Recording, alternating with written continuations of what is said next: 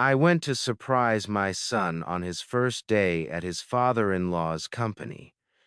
I expected to see him in a boardroom proving he'd earned that MBA. Instead, I found him on his knees in a corner office polishing Italian leather shoes while grown men laughed. That's the only job this idiot is good for. His father-in-law sneered, pressing his polished shoe against my son's knee. 42 years of construction work. Every dollar saved. Every sacrifice. It meant nothing in that room. I said nothing. I walked out, and I made a call. 10 days later.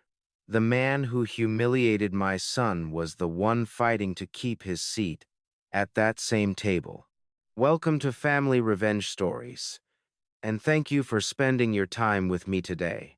Before we go any further, tell me, in the comments, where are you watching from? And how old are you right now? I'm genuinely curious who's walking through these stories with me. And when you finish this story, rate it from 1 to 10. Your support truly helps me create even better stories for you. Also, please understand this story contains some Hueco elements added for narrative and learning purposes. Any resemblance to actual names or settings is purely coincidental, but the message I'm sharing with you is meant to matter. 6:00 a.m. came early, but I'd been awake since 5:00. 42 years of construction work had trained my body to wake before dawn. Rain or shine, summer or winter, my eyes opened while the world was still dark. Old habits die hard, especially the ones earned swinging hammers and framing houses across Portland. I stood at the kitchen stove, our cast iron pan already heating up. The smell of coffee filled the small house, a modest three-bedroom ranch in northeast Portland I'd bought back in '96. Paid it off in 15 years. The kitchen wasn't fancy, chipped Formica countertops. Cabinets I'd installed myself, but it was ours. On the mantel in the living room, visible through the kitchen doorway, sat a photo of Susan, my wife, Jordan's mother. Gone 19 years now. But some mornings I still turned to tell her something before remembering she wasn't there. Today felt like one of those mornings. I cracked 3 eggs into the pan. Bacon sizzled in the other skillet, thick cut from the butcher on Hawthorne. Jordan's favorite. I'd bought the good stuff yesterday because today mattered. His first day at Sterling Hospitality, working for his father-in-law. That last part sat heavier in my chest than I wanted to admit. When Jordan married Carolyn Hartley 2 years ago, I'd been happy for him. She was beautiful, educated, from a family with money and connections. Her father, Victor Hartley, owned Sterling Hospitality, one of the biggest luxury hotel and restaurant groups in the Promenades, Pacific Northwest. Now Victor had offered Jordan a position, management track, real salary, real future. It should have been perfect. So why couldn't I shake this feeling? I heard Jordan's footsteps on the stairs. He appeared in the kitchen doorway, wearing a navy suit that probably cost more than I used to make in a week. Tailored perfectly. A gift from Carolyn. His tie was silk, his shoes polished to a mirror shine. My son looked like he belonged in boardrooms, not in our worn kitchen with its faded linoleum. "Morning, Dad." His voice carried that nervous edge I recognized from every first day of his life. First day of school, college interviews, his wedding. "Morning, coffee?" "No thanks. I'm already jittery." I slid eggs and bacon onto a plate, set it at his usual spot. The same chair he'd sat in since he was 8 years old. Eat. Can't start working for the Hartleys on an empty stomach. He sat down, immediately fidgeting with his tie. "Caroline says her dad's excited to have me on the team. Real opportunity to learn the business from the ground up." "That's good." I poured my coffee, leaned against the counter. Working for family can be complicated sometimes. Jordan looked up. "What do you mean?" It just means you might have to work twice as hard. Prove you earned it on your own merit, not just because you're married to the boss's daughter. I know, Dad. I'm ready for that. But I saw the doubt flicker in his eyes. My son had always been brilliant MBA with honors top of his class, but he carried this weight. Like he was always waiting for someone to tell him he didn't belong. You earned this position, I said firmly. Don't let anyone, family or not, tell you different. He nodded, returned to his breakfast. Your mom would have been proud, I said quietly. Seeing you in that suit starting your career. His throat worked. I wish she'd been there at the wedding. Today, all of it. She was. She is. I tapped my chest. Right here. Sees everything. We ate in comfortable silence. After Susan passed cancer, brutal and fast, when Jordan was 12, it had been just us. Me working double shifts to keep him in good schools. Him studying late into the night, determined to make something of himself. To prove all those sacrifices meant something. Now here we were. When he stood to leave, I walked him to the door. He grabbed his briefcase, leather expensive, another gift from the Hartleys, and turned back. Thanks, Dad. For everything. For breakfast, for working yourself half to death to put me through college, for hay. I gripped his shoulder. That's what fathers do. Now get out of here before Victor thinks his new hire shows up late. Jordan grinned. For a moment the nervousness disappeared. Then he was out the door, walking to his Honda in the driveway, practical car he'd insisted on buying himself even after marrying into money. That was my boy. I stood on the porch watching him back out. Early March morning, cool enough to see your breath. The neighbor's maple was just starting to bud. Jordan waved as he pulled away, and then he was gone. I should have gone inside. I had work a bit to finish for a renovation on Division Street, paperwork piling up, the usual. But I couldn't move. I stood there, hands in my pockets, staring at the empty street where his car had been. And that feeling in my chest, the one that had woken me at 5:00 instead of 6:00, wouldn't leave. Something wasn't right. I'd learned to trust that feeling over the years. Construction sites teach you. The moment before scaffolding fails or a measurement's wrong, there's always a feeling, a heaviness. Your gut saying, pay attention. I was paying attention now. Jordan was smart, capable. He'd earned that MBA, earned his credentials. Yes, Victor was his father-in-law, but Jordan had the skills to back it up. So why did I feel like I just watched my son walk into something he wasn't prepared for? I tried shaking it off, went inside, washed dishes, changed into work clothes, sat down with my laptop and those project files, but I couldn't focus. By 1100, I'd read the same paragraph 6 times. My coffee had gone cold. That weight in my chest had grown into something I couldn't ignore anymore. I picked up my phone, put it down, picked it up again. He's 31 years old, I told myself. Married, starting his career. Doesn't need you hovering. I stared at Susan's photo on the mantel.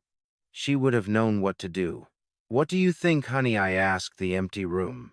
Am I being crazy? But I could almost hear her voice. Trust your gut, Edward. You've never been wrong about our boy. I stood up, made a decision.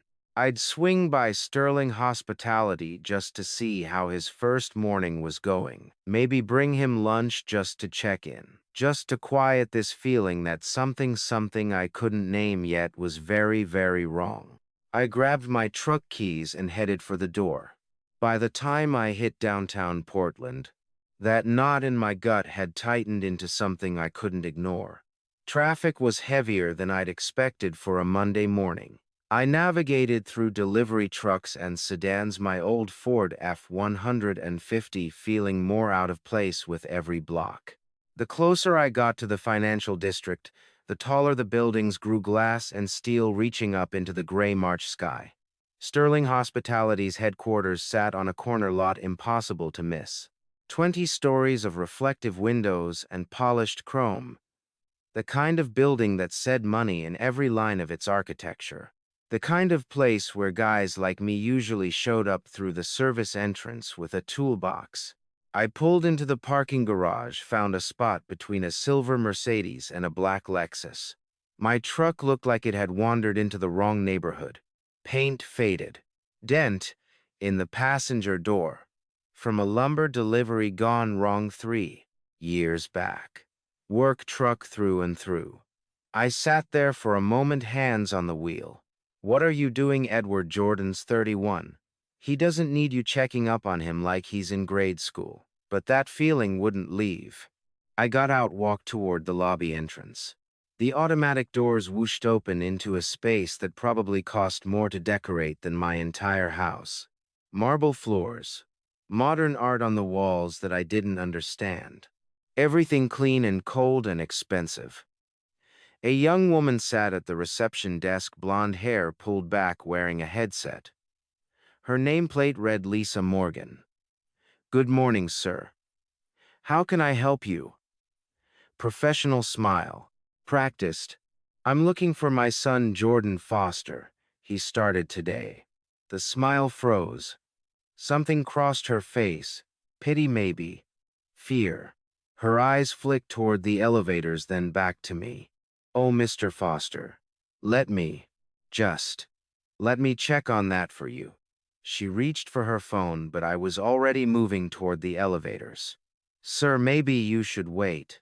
I didn't wait. The elevator ride to the 3rd floor felt endless. Soft music played. The kind of instrumental stuff designed to keep you calm. It wasn't working. The doors opened onto the executive suite. Thick carpet, more art, floor-to-ceiling windows overlooking the city. A hallway stretched ahead. Doors on either side with brass nameplates. I followed the signs past offices with closed doors, voices murmuring behind them. And then I heard it, laughter, male voices. That particular kind of laughter that comes when someone's the butt of a joke they're not in on. I rounded the corner. One door stood half open. The laughter came from inside. Something in my chest went cold. I walked quietly to that door, pushed it open, and stopped. Jordan was on his knees in the middle of a massive corner office. Mahogany desk, leather chairs, windows overlooking half of Portland. And my son, my boy, with his MBA and his honors degree, was on his knees on that expensive carpet. Victor Hartley sat in his executive chair, one foot propped up on Jordan's knee. My son held a yellow polishing cloth, buffing the leather of Victor's shoes. Italian leather. Probably cost more than Jordan's monthly rent. You missed a spot. Victor's voice dripped with contempt. Right there. Or are you as blind as you are useless? 2 men stood near the desk. Suits that cost more than my truck. One was older, gray at the temples. I'd later learn his name was Charles Warren, Victor's lawyer. The other was younger, corporate type, Kevin Bradley. Both of them watching, grinning. Maybe he needs more practice, Charles said. But give him a few weeks, Kevin added. He might work his way up to cleaning toilets. They laughed. Jordan's hands trembled. His face burned red. The same face that had lit up with pride at breakfast this morning, now twisted with shame. Then he looked up, saw me standing in the doorway. Our eyes met, and I watched my son break. His eyes said everything his voice couldn't. Dad, please. Please don't make this worse. Please just go. Every muscle in my body wanted to move, to cross that office, to pull Jordan up off his knees, to put Victor Hartley through that plate glass window behind his desk. I'd spent 42 years swinging hammers, building things. My hands knew how to work. They also knew how to fight when they needed to. One punch, that's all it would take.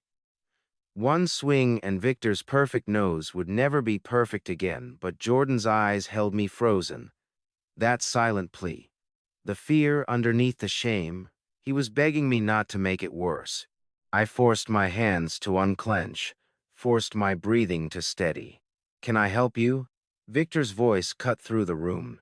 He hadn't even bothered to move his foot from my son's knee. I looked at him, really looked at him. And 52 years old, silver hair slicked back. Expensive suit, the kind of man who'd never done real work a day in his life. The kind who thought money and power meant he could treat people like furniture. I'm Jordan's father. Victor's expression shifted. Surprise, then something uglier. Amusement. Ah, Mr. Foster. Your son is learning the business from the ground up. He gestured at Jordan with his free hand. Literally. Charles and Kevin laughed again. Come on, Jordan. Victor continued. Show your dad what you've learned on your first day. Make those shoes shine. I looked at my son, at the yellow cloth in his shaking hands, at the way he couldn't meet my eyes anymore. We'll talk later, son, I said. My voice came out calmer than I felt. Then I looked at Victor, held his gaze. You and I will talk too, Mr. Hartley. Victor waved a dismissive hand. I'm a busy man, Mr. Foster. You'll make time. Something in my tone made his smirk falter. Just for a second. I turned and walked out. Down that hallway with its thick carpet and expensive art, into the elevator, through the marble lobby, out those automatic doors to my truck. I sat in the driver's seat, hands gripping the steering wheel so tight. My knuckles went white, staring at nothing. The image wouldn't leave my head. Jordan on his knees, Victor's foot pressing down that yellow cloth, the laughter, my son, my boy. I don't know how long I sat there. Could have been 5 minutes. Could have been 20. Then I pulled out my phone and dialed a number I knew by heart. Gregory, it's Edward. My voice was steady, now cold. I need your help. Something big. I drove home in silence. The city blurred past, traffic lights, storefronts, people walking dogs. But I didn't see any of it. My hands gripped the steering wheel at 1000 and 200, the way Susan used to remind me when I got distracted. Give me 24 hours, Gregory had said. 24 hours felt like a lifetime. The house was dark when I pulled into the driveway. Jordan's truck wasn't there. He'd texted around 7:00, long first day. Staying at Caroline's tonight. Talk tomorrow. I read that message 3 times, looking for what he wasn't saying. I didn't eat dinner. Stood in the kitchen for a while, staring at the stove, but nothing in the fridge looked right. Eventually, I just poured a glass of water and took it to the living room. The mantel caught my eye. 2 frames side by side, Susan on our wedding day. That cream-colored dress, that smile that made everything make sense. Jordan at graduation. Cap tilted wrong. Grin that said he was ready to take on the world. I picked up Susan's photo, traced the edge of the frame with my thumb. I promised you I'd take care of him, I said to the empty room. The clock on the wall ticked. The heater hummed. Nothing else. I set the photo down and walked to the kitchen table. Sat in the dark, with my hands folded, staring at the grain of the wood. 42 years I'd worked. Saved every extra dollar. Lived small so Jordan could live big. And now some man in an expensive suit thought he could take my son's dignity and grind it under his Italian leather heel. What kind of father just walks away from that? The kind who's planning something, I thought. The kind who's not finished yet. I stayed at that table until sunrise. My phone rang at 60 the morning. Gregory's name on the screen. Milliner Cafe, 30 minutes. The line went dead. I grabbed my jacket. Milliner was a neighborhood place on the east side. Duct tape on the booth seats. Coffee strong enough to strip paint. Gregory was already there when I walked in. Laptop open. Papers spread across the table like a battle plan. He looked up. You look terrible. Didn't sleep. Figured. He pushed a cup toward me. Black coffee still steaming. Drink that. I sat down and took a sip. Burned my tongue. Didn't care. Gregory leaned back and folded his arms. Victor Hartley is drowning. How bad $18.5 million bad? I set the cup down carefully. Say that again. Sterling Hospitality is underwater. 4 major projects tanked in the last 2 years. Luxury hotel in Portland never opened, restaurant in Seattle closed after 6 months. 2 smaller developments that bled money from day one. Hartley's been living like a king while his empire crumbles. The mansion's mortgaged to the roof. The cars are leased. He's been juggling creditors for months, and the music's about to stop. How long? 90 days, maybe less. When the banks move in, they liquidate everything. 140 employees lose their jobs. Hartley loses the company, the house, the cars, everything. I stared at the papers spread across the table. Red numbers everywhere.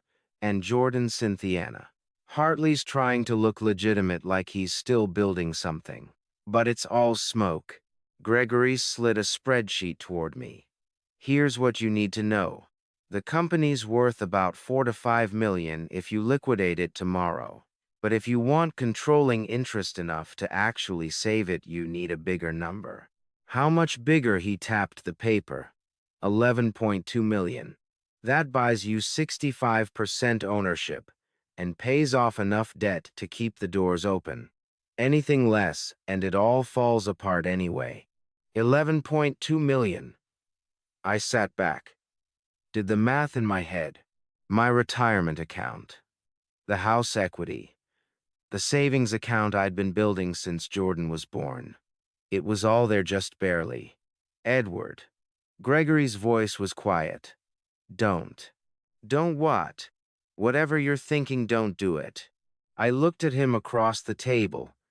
20 years of friendship. He knew. I've got the money, I said. His face went pale. That's your entire retirement. I know what it is. 42 years of savings. Every dime you've ever put away. If this doesn't work, if Hartley fights back, or the banks won't play ball, you lose everything. You'd have nothing left. I know. Jordan. I pulled out my phone, opened the photos, scrolled to Jordan's graduation picture, that crooked smile, that bright future he was supposed to have. I turned the screen toward Gregory. How much is my son's dignity worth? I asked quietly. Gregory stared at the photo, then at me. The cafe noise, dishes clattering. Someone ordering at the counter felt far away. Finally, he exhaled and rubbed his face with both hands. Everything you've got, apparently. I put the phone away. Looked at the spreadsheet again. The numbers didn't scare me anymore. Then let's get to work, I said. By 2:00 that afternoon, I was sitting in my home office with 3 phone numbers written on a notepad. Gregory had left the cafe an hour earlier with instructions to set up the corporate structure. My job was simpler and harder at the same time. Turn 42 years into $11.2 million. I dialed the first number. Foster. Is that you? The voice belonged to my real estate agent, a woman named Sandra who'd sold me 3 rental properties back in 2008 when everyone else was running scared. I'd bought them for pennies on the dollar while the market burned. Sandra, I need to sell. Which one? All 3. Silence on her end. Then, Edward, those properties are cash cows. You clear $6,000 a month. I know what they clear. How fast can you move them? Days. Maybe a week if the buyers are serious, but do it. Whatever the market will bear. I need the money fast. She didn't ask why. 20 years in the business had taught her when to keep quiet. The second call was to my broker. Mr. Foster. What can I do for you? Liquidate everything. I'm sorry. The entire portfolio. Stocks. Bonds, mutual funds. Sell it all. I want cash in my account by Friday. He cleared his throat. Sir, that's... Are you sure? You've been building this for decades. $500 a month. Since the 90s. The market's up right now. If you wait till I'm not waiting. Sell it. Another pause. Then the sound of typing. It'll take a few days to process, but I can have it done by end of week. May I ask? No. I hung up. The third call was the hardest. Eugene Davis answered, on the second ring. I'd known him for 15 years, watched him work his way up from teller to senior loan officer at the regional bank downtown. Good man. Steady. Edward, how can I help you? I need to withdraw my retirement fund. All of it. The entire account. Yes. Edward, that's a significant decision. There are tax implications, penalties. I know. I need it anyway. I could hear him shifting papers. Can I ask what this is for? Family matter? He was quiet for a long moment. Okay. I'll need you to come in and sign some paperwork. We can have the funds available by Thursday. Thank you, Eugene. Edward, are you sure about this? I looked at the photo on my desk. Jordan at 10 years old, holding his first fish, grinning like he'd caught a whale. I'm sure. By Wednesday morning, the numbers were adding up. The properties would bring in 4.1 million. The investment portfolio, 3.8. Retirement fund, 3.3. It left me short by about 5,000. But Gregory had a solution, a bridge loan from a credit union he knew, backed by my house equity. It would work. Just barely. But first we needed cover. Gregory met me at a coffee shop on the west side with incorporation papers already drawn up. Pacific Northwest Investment Group, he said, sliding the folder across the table. Registered yesterday, Anonymous LLC. Your name doesn't appear anywhere. Who's running it? We need 3 people, business types, who can walk into a boardroom and look legitimate. I've got names. I opened the folder, 3 resumes. Brian Mitchell, real estate investor. I'd helped him avoid bankruptcy 5 years ago when a deal went south. He owed me. Timothy Brooks, former contractor. I'd loaned him $20,000 to keep his crew employed during the recession. He'd paid me back with interest and gratitude. Roger Bennett. Eugene Davis had vouched for him. Corporate governance experience, clean reputation, could talk the language of boardrooms. They'll do it, I asked. Mitchell already said yes. Brooks will follow your lead. Bennett needs convincing, but Eugene's working on him. I looked at the names. 3 strangers who'd walk into Sterling Hospitality pretending to represent investors who didn't exist. Will it hold up long enough? Gregory said. Victor's desperate. He's not going to scrutinize the paperwork too hard. If the money's real, and the money was real. That was the part that made my chest tight. That night my phone rang at 930. Jordan's name on the screen. Hey, Ken. Dad. His voice sounded hollow, empty. I don't know how much longer I can do this. I closed my eyes. What happened today doesn't matter. It's all the same. Every day is the same.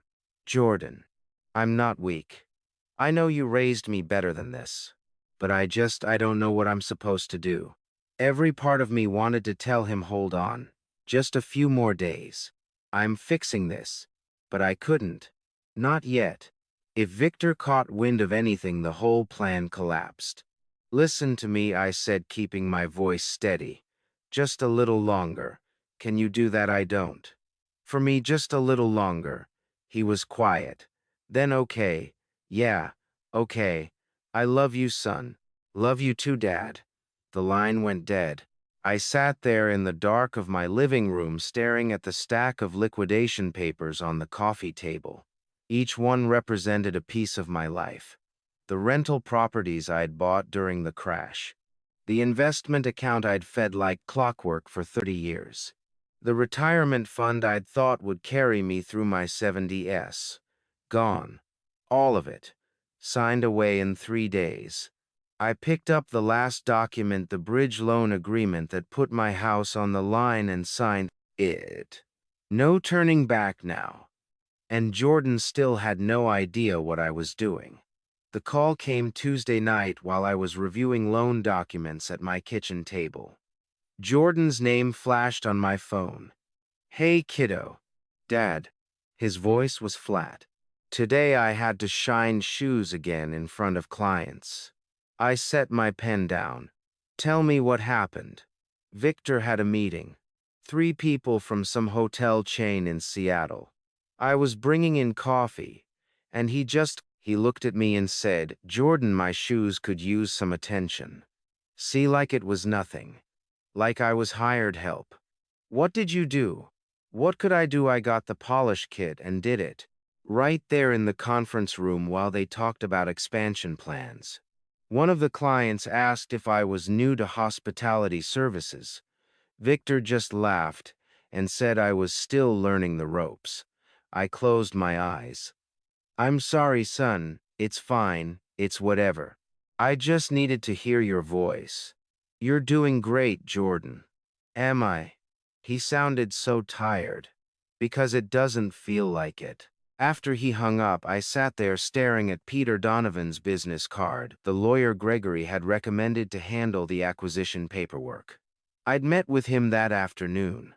Sharp guy, asked good questions. Didn't judge when I explained what I needed, but none of it mattered if Jordan broke before we were ready. Wednesday at noon, my phone rang again. I was at a coffee shop meeting with Brian Mitchell, going over his role as lead representative for Pacific Northwest Investment Group. "Dad, can I call you back?" Jordan asked. "I'm on lunch." "No, talk to me now." He exhaled. "I cleaned the executive boardroom this morning. Vacuum took out the trash. Then Victor sent me to pick up his dry cleaning. 40-minute drive each way." Brian looked at me across the table. I turned away slightly. "They're testing you," I said quietly. "For what?" "To see if I'll quit. Because I'm close." "Dad, I'm really close. Just a little longer." "You keep saying that." "Because it's true." He was quiet for a moment. "Caroline says her dad's impressed with my work ethic. Says this is just temporary, that he's testing my professional integrity." My jaw tightened. Caroline. Always Caroline, feeding him just enough. Hope to keep him compliant. Maybe. I said, keeping my voice neutral. "I have to go. Love you." "Love you too." Brian waited until I pocketed the phone. "That's your son." "Yeah." "He okay?" "Not yet, but he will be." We went back to reviewing his script, what to say when we walked into Sterling Hospitality. How to present the investment offer, what questions to deflect. Timothy Brooks and Roger Bennett would join us tomorrow for a full rehearsal. Everything had to be perfect because if Victor smelled anything wrong, the whole thing collapsed. Thursday evening, Jordan called after work. His voice sounded different, smaller. They had a business lunch today. Victor made me serve them. Serve like a waiter. Brought out the food, refilled drinks, cleared plates. One of the clients thought I was from the catering company. Victor didn't correct him. I stood up from my desk and walked to the window. Looked out at the street where Jordan used to ride his bike when he was 8 years old. "Did anyone say anything?" I asked. "No. Everyone just let it happen. Except this one maintenance guy. Henry. He was fixing a door nearby, and after the lunch ended, he found me in the break room. Sat down and ate with me. Didn't have to do that. Everyone else avoids me now. Henry Tucker, you know him? No, but I want to remember his name." Jordan was quiet for a second. "He told me not to let them break me. Called me kid. It was the nicest thing anyone said to me all week." After we hung up, I added Henry Tucker to a list I'd started keeping. People who'd shown Jordan kindness. It was a short list. One name, but it mattered. Friday night, day 5, I was exhausted from finalizing the shell company paperwork and coordinating with Eugene Davis on the fund transfers. The properties had sold faster than expected. Sandra was good at her job. The investment portfolio liquidation would clear Monday. The retirement withdrawal was processing. $11.2 million. 4242 years. Everything. My phone rang at 800. Dad, I think it's almost over. I straightened. What do you mean Caroline talked to me after work? She said I'm almost through this probationary phase. That things will get better soon. Her dad's going to move me to a real position next week. I heard the hope in his voice, the trust he still had in her. It made my chest ache. That's good, son. She's been really supportive through all this. I know you had your doubts about her, but she's been there for me. I looked at the papers spread across my desk. The acquisition offer Gregory had drafted. The schedule that would put Brian, Timothy, and Roger in front of Victor's board in less than a week. Caroline was lying. I knew it in my bones. This wasn't a probationary phase. This was Victor breaking Jordan down for sport while his company drowned in debt. And Caroline was his accomplice keeping Jordan compliant with false promises. But I couldn't tell him. Not yet. If Jordan confronted Caroline, or Victor, if he gave any indication he knew something was coming, they'd shut down, get defensive, make the acquisition impossible. So I had to let him suffer just a little longer. Hang in there, son, I said quietly. You're almost through it. Thanks, Dad. I knew you'd understand. After he hung up, I sat in the dark of my office for a long time. Each phone call was like a knife. Each story of humiliation, another cut. But I had to let it happen. Had to let Jordan believe Caroline's lies, while I built the trap that would end it. It was the hardest thing I'd ever done, but it was the only way. Saturday morning, I walked into Peter Donovan's office with a folder full of bank statements and property deeds. His firm occupied the third floor of a building downtown, clean lines, glass walls, the smell of fresh coffee. Edward. He stood and shook my hand. Right on time. Let's go over everything. We spent 2 hours at his conference table reviewing the acquisition documents. Pacific Northwest Investment Group looked legitimate on paper, registered business, clean corporate structure, 3 credible representatives lined up. The offer was straightforward, $11.2 million for 65% ownership of Sterling Hospitality, contingent on Victor Hartley stepping down from operational control. It's solid, Peter said, closing the last folder. The shell company's clean. They won't know you're behind it until it's too late. And legally no holes. None. As long as the fund's clear and the board approves, it's done. Victor loses control. I leaned back in my chair. For the first time in days, I felt something close to confidence. How long until we can move? No, the funds need to settle first. Once they're in Pacific Northwest's account, we can make the formal offer. Monday, maybe Tuesday. I nodded. Let's do it.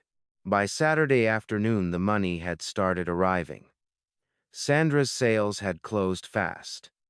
3 rental properties sold to investors who paid cash. The stock portfolio liquidation hit my account around 2:00. Eugene Davis called to confirm the retirement fund withdrawal had processed. I sat at my kitchen table that evening with a calculator and a legal pad, adding it all up. $4.1 million from the properties, 3.8 from investments, 3.3 from retirement. $11.2 million exactly. 42 years of my life converted to numbers on a screen. I stared at the total for a long time. Then I called Eugene and authorized the transfer to Pacific Northwest Investment Group's business account. By Monday morning, everything would be in place. Maybe this will actually work, I said to the empty kitchen. The house didn't answer. But for once the silence felt hopeful. Sunday morning at 8:00, someone knocked on my door. I wasn't expecting anyone. Gregory knew to call first. Jordan was still staying at Caroline's most nights. I looked through the peephole and saw a man in a dark suit standing on my porch. Late 40s, maybe 50, with the kind of grooming that suggested authority. I opened the door. "Can I help you?" He pulled out a badge. "Officer Raymond Kemp, Portland Financial Crimes Unit. Are you Edward Foster?" My chest tightened, but I kept my voice level. "I am. May I come in?" I stepped aside. He walked into my living room with the careful confidence of someone who'd done this before. Too smooth, too rehearsed. "What's this about?" I asked. He didn't sit. Just stood near the mantel looking at Susan's photo like he was cataloging everything in the room. "We've been monitoring some unusual financial activity associated with your accounts. Large asset sales, multiple bank transfers patterns that triggered our automated review systems. I'm making an investment. It's all legal. I'm sure it is." He smiled, but it didn't reach his eyes. "However, we need to freeze certain accounts pending investigation. Standard procedure for transactions of this magnitude. On what grounds? Anti-money laundering protocols. When someone moves this much money this fast, we have to verify the source and destination. It's federal law, Mr. Foster. I'm not laundering money. I didn't say you were." The smile again. Professional, practiced, and something else underneath, something that made my skin crawl. "But until we complete our review, those funds need to stay put. Shouldn't take more than a few weeks." A few weeks. My timeline collapsed. In real time. "I have lawyers," I said quietly. "Of course you do. They'll receive the paperwork Monday morning." He reached into his jacket and pulled out a folded document. "This is a copy of the freeze order. Your attorney can challenge it if you'd like, but these things take time." He handed me the paper. Our fingers touched for a second, and that's when I saw it, the way his mouth curved. The cold satisfaction in his eyes. I'd seen that expression before. On Victor Hartley's face when my son was on his knees. Kemp walked to the door, then turned back. "Have a good day, Mr. Foster. We'll be in touch." He left. I stood there holding the freeze order, watching through the window as he got into an unmarked sedan and drove away. Then I grabbed my phone and called Gregory. "Victor knows," I said when he picked up. "Someone leaked. He's using a cop to block me." "What, Edward?" I just had a visit from Portland Financial Crimes. They're freezing my accounts." The officer smiled at me the same way Victor smiled at Jordan. Silence on Gregory's end. "Then how is that even possible?" "We've been so careful." "I don't know, but find out who talked." I hung up and immediately dialed Peter Donovan. "We have a problem," I said. "The police just froze my accounts." Peter was quiet for a beat. "On what grounds?" "Money laundering investigation, anti-terrorism protocols." "It's garbage, but it's legal. I can fight it. File a challenge. Get you a hearing. How long? Days, maybe a week. Depends on the judge." A week. The money was trapped. The timeline shot, and somewhere Victor Hartley was probably laughing. "Do what you can," I said. Fast. After I hung up, I sat on my couch and read the freeze order 3 times. Professional language, proper legal format, and everything technically correct. But it wasn't about the law. It was about control.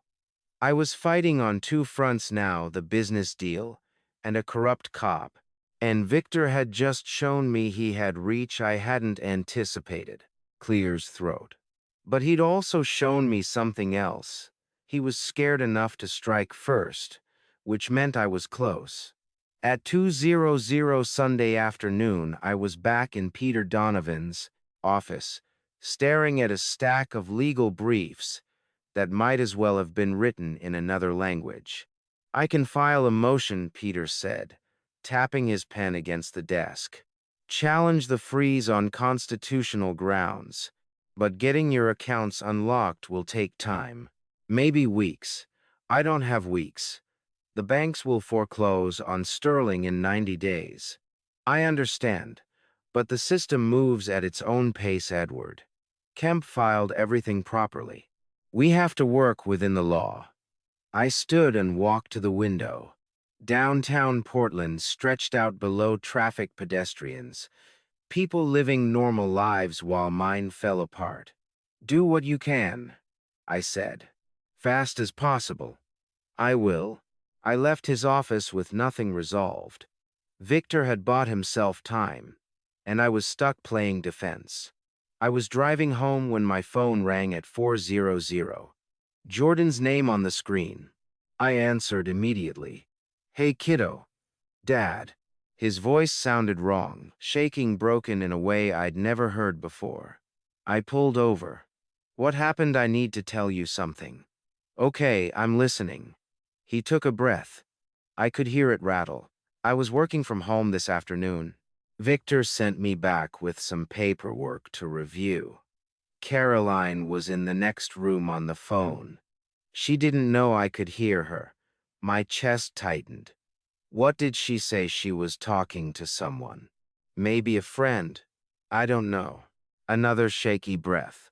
"Dad," she said. "She said she's not pregnant. She told me she was pregnant to make me stay, to keep me from quitting."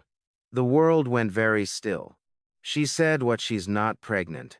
She never was. She lied to me." His voice cracked. "That's the only reason I kept going back. I thought we were building something. For our kid. For our family." I gripped the steering wheel with my free hand. Jordan, I confronted her after the call ended. Asked her to tell me the truth. He laughed, but it was hollow. She didn't even try to deny it. "What did she say I saw?" "She said I embarrassed her. That she never wanted to marry me in the first place. Her dad arranged it. She needed me to stay long enough to prove what kind of person I really was." "What does that mean, lesser than them?" "That's what she said. Lesser than us. Like I was some kind of experiment." I closed my eyes. "I'm sorry, son. Dad, she told me I should have quit weeks ago. That Victor said I'd break eventually. That I was supposed to." His voice dropped to almost a whisper. "She said they needed me to stay just long enough to show everyone I was useless." Every muscle in my body wanted to drive straight to that house. And no, not like that, not yet. "Where are you now?" I asked quietly. "Still at the house." Caroline left. "I don't know where she went." "Pack a bag, come home." "Dad, right now, Jordan. Pack what you need and come home." He was quiet for a long moment. Then, "Okay." An hour later, my front door opened. Jordan walked in carrying a single duffel bag. His face looked hollow, eyes red. The suit he'd been wearing all week was wrinkled, tie missing. "Hey," I said. "Hey." He dropped the bag by the stairs and followed me to the kitchen. I put on a fresh pot of coffee. We sat at the table in silence while it brewed. I poured 2 cups, set one in front of him. He wrapped his hands around it but didn't drink. "You okay?" I asked. "No." He looked at the coffee. "But I will be. You don't have to go back there ever." "I know." More silence. The heater kicked on. The refrigerator hummed. Normal sounds in a house that suddenly felt like a refuge. Then Jordan lifted his head. His eyes were different. Still hurt, but something else underneath. Something harder. "Dad," he said quietly, "I don't want to be a victim anymore." I set my cup down. "You're not a victim. I have been. For 9 days, I let them break me down. Let Victor humiliate me. Let Caroline lie to me. He looked directly at me. But I'm done with that. Jordan, well, I know you're planning something. His voice was steady now. You've been too calm, too quiet. The way you kept telling me to hang on just a little longer, you weren't just being supportive. You were buying time. I didn't say anything. But tell me, he said. Tell me what you're doing. Let me help. I looked at my son across the kitchen table. 9 days ago, he'd left this house excited and hopeful. Now he sat here hollow-eyed and broken-hearted. But underneath that pain, I saw something else. I saw my son ready to fight. Okay, I said. I'll tell you everything. I looked at my son across the kitchen table. He was waiting for an answer, but every instinct I had told me to protect him, to keep him out of this. Jordan, this situation with Victor is dangerous. He's already come after me. I don't want you involved any deeper than you already are. Deeper. Jordan's voice was steady. Dad, he destroyed me. He humiliated me for 9 days. His daughter lied to me about a child. What more could they possibly do? I saw the determination in his eyes, the anger underneath, and I realized he was right. Protecting him now meant treating him like he couldn't handle the truth.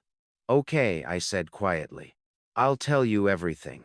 I stood and grabbed my laptop from the living room, set it on the table between us. Then I started talking. Sterling Hospitality is drowning. $18.5 million in debt. 4 failed projects. Victor's been living beyond his means for years, and the banks are about to foreclose. He has 90 days, maybe less. Jordan listened without interrupting. I liquidated everything. I own the rental properties I bought in 2008, my entire investment portfolio, my retirement fund, 42 years of savings. I pulled up the spreadsheet, $11.2 million. That's what it took. For what, Jared, to buy controlling interest 65% of Sterling Hospitality. His eyes went wide. You're buying Victor's company with some I created, a shell company, Pacific Northwest Investment Group. 3 men are going to walk into Sterling's boardroom and make an offer Victor can't refuse. Brian Mitchell, Timothy Brooks, Roger Bennett. Good men who owe me favors. They'll be the public faces. Victor won't know I'm behind it until it's too late. Jordan stared at me.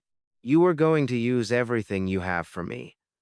Not just for you, for justice, and because you deserve to work somewhere you're respected, somewhere you can prove what you're actually capable of. His voice caught. Dad, but there's a problem. I closed the laptop. A police officer showed up at my door yesterday morning. Raymond Kemp, Financial Crimes Unit. He froze my accounts, said it was standard procedure, large transactions, but I know better. Victor's using him to block me. So what do we do? My lawyer's fighting it. But it takes time. And time is what we don't have. Jordan leaned forward. Then let me help. 2 heads are better than 1. It's risky. If Victor figures out what we're, he already knows you're his enemy, Dad. He sent a cop to your door. Let me be useful, please. I looked at my son. 24 hours ago, he'd been broken. Now he was asking to stand beside me. All right, I said. Let's figure this out together.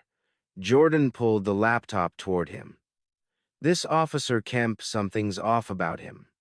Let me dig into his background. What are you thinking? If Victor's using him, there has to be a reason. Leverage, debt, something.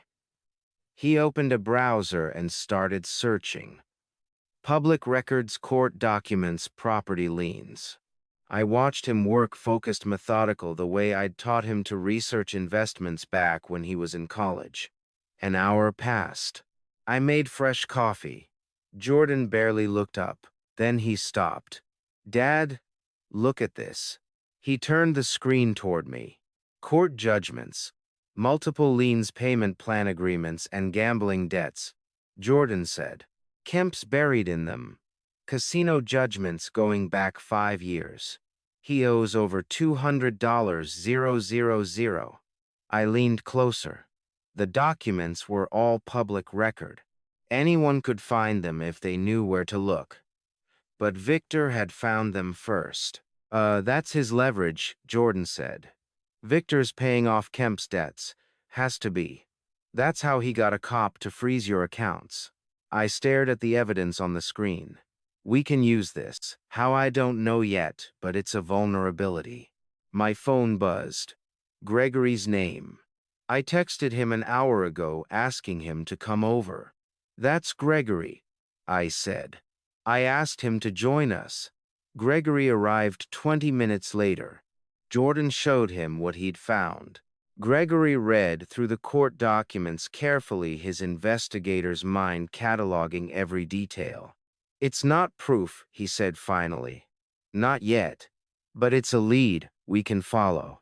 Can you track the money, I asked. Maybe. If Victor's been making payments to Kemp's creditors, there'll be a trail. Shell accounts probably. Intermediaries. But if we dig deep enough, we'll find it, Jordan finished. Gregory looked at him, then at me. Your kid's sharp. I know. We spent the next 3 hours mapping out a strategy. Gregory would start tracing financial connections between Victor and Kemp's creditors. Jordan would continue digging through public records looking for anything else we could use. I'd keep pressure on Peter Donovan to fight the account freeze in court. It wasn't much, but it was something. It was past midnight when Gregory finally left. Jordan and I stayed at the kitchen table, papers and empty coffee cups scattered around us. My son looked at me. His eyes weren't hollow anymore. They were clear, determined. We're going to win this, Dad, together. For the first time in days, I believed him.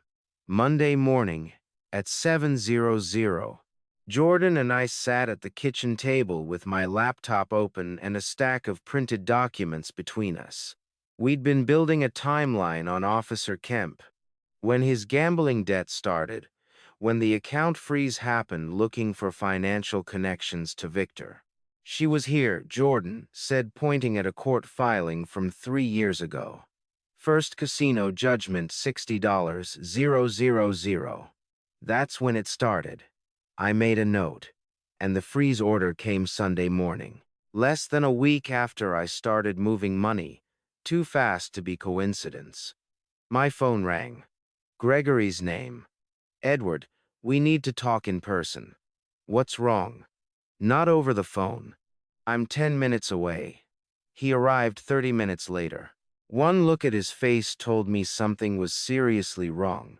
It's Malcolm Pierce, he said, standing in my living room. I felt my chest tighten. What about him? Malcolm Pierce was a business consultant I'd hired 3 weeks ago, came recommended by a colleague I trusted. I'd brought him in to do a deep assessment of Sterling Hospitality's financials. Professional, expensive, discreet, or so I'd thought. I've been keeping an eye on him like you asked, Gregory said. Yesterday I saw him meeting someone at a restaurant downtown. I couldn't get close enough to see who, but Malcolm looked nervous. More than nervous. Scared. You think he's been compromised? I don't know, but something's off. Jordan looked between us. Who's Malcolm Pierce? Business consultant, I explained. Hired him to evaluate Sterling's worth. He knows I'm interested in the company. He's seen the financial analysis. Does he know about the plan? Jordan asked. Not all of it, but enough. I turned to Gregory. You're sure? He looked scared. See, positive, and he kept checking over his shoulder. That's not normal behavior for a business lunch. I sat down on the couch. 3 weeks ago, I trusted Malcolm with sensitive information. If he'd been turned, if Victor had gotten to him somehow, I need to test him, I said. I called Malcolm 20 minutes later, kept my voice casual, friendly. Malcolm, it's Edward Foster. Just checking in. I've been thinking about moving up the timeline. Maybe making the offer next week instead of waiting. There was a pause. Too long. Next week. Malcolm's voice sounded tight. That's... that's pretty aggressive, Edward. I know. But I think we're ready. What do you think? Another pause. Can I ask what changed? Just feeling confident about the numbers. You did good work. Right. Yeah. Next week could work. He cleared his throat. When exactly were you thinking? I gave him a specific date. Wednesday made it sound definite. It was complete fiction. I had no intention of moving anything up. But if Malcolm was leaking information, Victor would hear about it. After I hung up, I looked at Gregory and Jordan. Now we wait. At 30 the afternoon, Brian Mitchell called. Edward, something weird just happened. I ran into a guy I know who works at Sterling Hospitality. He mentioned that Victor Hartley's been talking about some investor making a move next week. Thought you'd want to know. My blood went cold. Next week. The exact fake timeline I'd fed Malcolm this morning. Thanks, Brian. I appreciate it. I hung up and looked at Gregory. Malcolm leaked it. Victor knows about next week. Which means he's been feeding Victor information all along, Gregory said quietly. We have a traitor. Jordan leaned forward. So what do? We don't confront him. Not yet. Let's see what else he gives away. But I felt the anger building. Malcolm had come recommended. I'd paid him good money. Trusted him with details that could sink the entire plan, and he'd sold me out. Who got to him? I asked Gregory. Victor probably. But I don't know how. Leverage, money, blackmail. Find out. At 8:00 that night my phone rang. Malcolm's name on the screen. I answered. Malcolm Edward. His voice was shaking badly. I need to talk to you. Can we meet tomorrow morning? I kept my tone neutral. Sure, Malcolm. Where? Coffee shop on Morrison Street, 7:00 a.m. I'll be there. I thank you. I thank you. He hung up. I set the phone down and looked at Gregory and Jordan, who'd both stayed for dinner. He's going to confess, I said. How do you know? Jordan asked. 'Cause he's terrified. And people who are terrified make mistakes. That night I barely slept. Malcolm Pierce had been part of this plan from the beginning. I'd trusted him, paid him, and he'd been feeding information to Victor the whole time. The question now wasn't whether he'd betrayed me. The question was, how much had he told Victor? And did I still have a chance to win? I arrived at the Morrison Street Cafe at 6:45 Tuesday morning. The place was filling up with the morning crowd, people getting coffee before work, living normal lives on a normal day. Malcolm Pierce was already there, sitting at a corner table. He looked terrible, unshaven, dark circles under his eyes. His hands were shaking when he wrapped them around his coffee cup.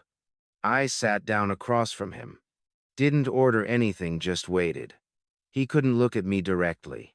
Edward, I'm so sorry. I'm so sorry. I kept my voice level. Tell me what happened. He took a shaky breath. Victor Hartley found out I was helping you assess Sterling.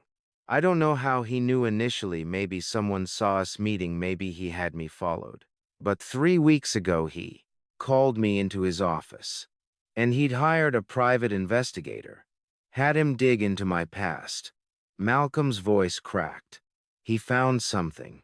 5 years ago. I had an affair. My wife doesn't know. No one knows. It was over fast, but Victor had evidence, photos, hotel receipts. I waited. He told me if I didn't tell him what you were planning, he'd send everything to my wife, to my church, to my business partners. Edward, I couldn't lose my marriage.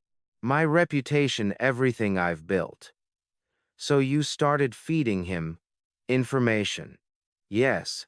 He looked down at his hands. I told him you were interested in Sterling, that you were evaluating the company's worth, that you had the means to make an offer. When did you tell him this? 3 days ago. Saturday. Malcolm's eyes were wet. You called me that morning about moving up the timeline and I panicked. Victor had called me the night before pressing for updates. So I told him. I told him everything. My chest tightened. Saturday. Day 6. The day I'd finalized all the documents with Peter Donovan. The day before Kemp showed up at my door. So, exactly what did you tell him? Malcolm's voice dropped to almost a whisper. The buyout price, $11.2 million. The timeline you were working on. The shell company's structure, Pacific Northwest Investment Group. Your strategy to buy controlling interest and force him out. Everything. Everything. I'm so sorry, Edward. I tried to stop. I wanted to tell you earlier, but he kept pushing. Yesterday he called again, wanted to know if you were moving up the timeline. Malcolm, that was a test. I said quietly. The information I gave you was false. Malcolm looked like he might be sick. I told him, God help me. I told him. We sat in silence for a moment.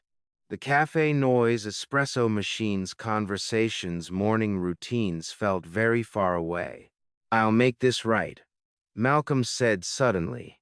I'll feed Victor false information. I'll help you. I stood up. You've done enough, Malcolm. Don't contact me again. Edward, please. I can fix this. No. I looked down at him. You can't. I walked out, leaving him sitting there alone with his coffee and his guilt. Outside, I sat in my truck with my hands gripping the steering wheel. Called Gregory.